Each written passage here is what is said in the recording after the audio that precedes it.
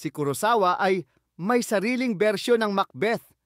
Sina Miki at Washizu ay mga komandanteng samurai sa ilalim ng isang lokal na pinuno na namumuno sa isang kastilyo sa gubat ng sapot ng gagamba.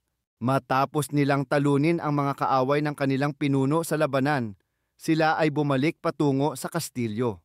Habang tinatahak nila ang gubat na nakapalibot sa kastilyo, sila ay naligaw at nakatagpo ng isang espiritu na nagpahayag ng kanilang kapalaran. Sinabi ng espiritu na si Washizu ay itatalaga ngayong pinuno ng Hilagang Kastilyo at si Miki naman ang mamumuno sa unang kuta. Pagkatapos, inihula ng espiritu na si Washizu ay magiging Panginoon ng kastilyo ng gubat. At sa huli, sinabi niya na ang anak ni Miki ay magiging Panginoon rin ng kastilyo. Habang pauwi sina Washizu at Miki sa lupain ng kanilang pinuno, agad silang ginantimpalaan ayon sa eksaktong sinabi ng espiritu.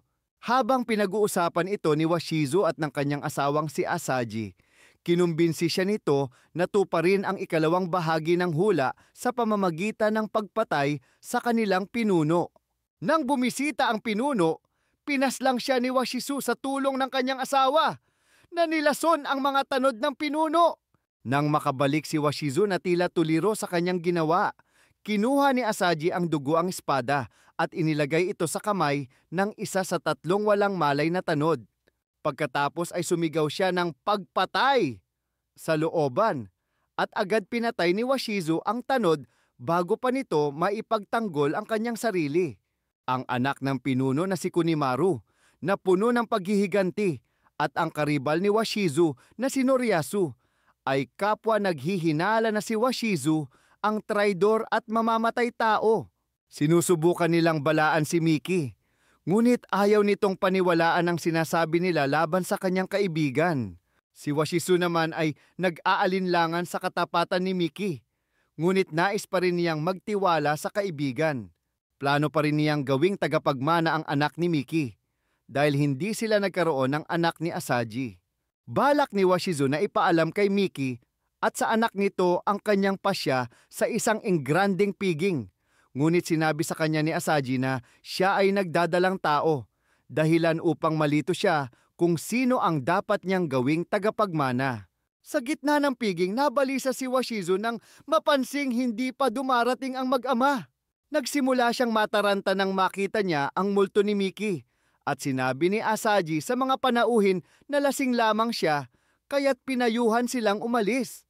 Dumating ang isa sa mga tauhan ni Washizu dala ang pugot na ulo ni Miki.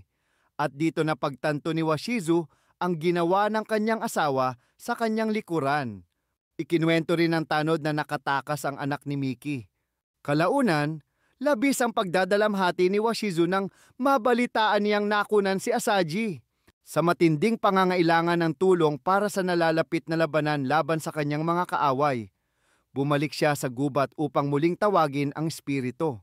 Sinabi ng espiritu na hindi siya matatalo hanggat hindi nagsisimulang gumalaw ang kagubatan patungo sa kastilyo.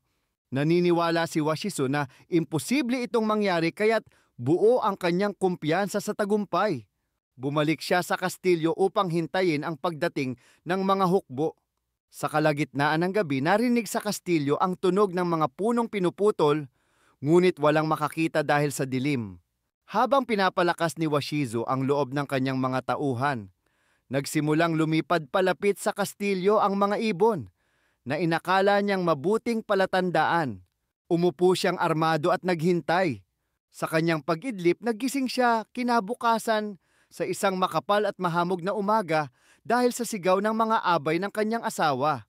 Natagpuan niya si Asaji sa isang tila, wala sa sariling kalagayan. Paulit-ulit na nililinis ang iniisip niyang dugo sa kanyang mga kamay.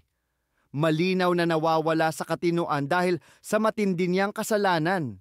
Alam ni Washizu na kailangan niyang patayin ang lahat ng kanyang mga kaaway. Kaya sinabi niya sa kanyang mga tauhan ang huling hula at ibinahagi nila ang kanyang kumpiyansa. Ngunit nang mapansin ng kanyang mga tauhan na papalapit na ang kalaban sa kastilyo habang nagtatago sa likod ng mga sanga ng puno, napagtanto nilang nagkatotoo ang hula at nakatakda na ang pagbagsak ni Washizu. Habang sinusubukan ni Washizu na utusan ang kanyang mga tauhan na umatake, nanatili lamang silang nakatayo. Sa huli, tinalikuran siya ng kanyang mga tauhan at pinana siya bilang ganti sa kanyang mga pagtataksil. Sa wakas, bumagsak si Washizu dahil sa kanyang mga sugat, kasabay ng paglapit ng kanyang mga kaaway sa tarangkahan ng kastilyo.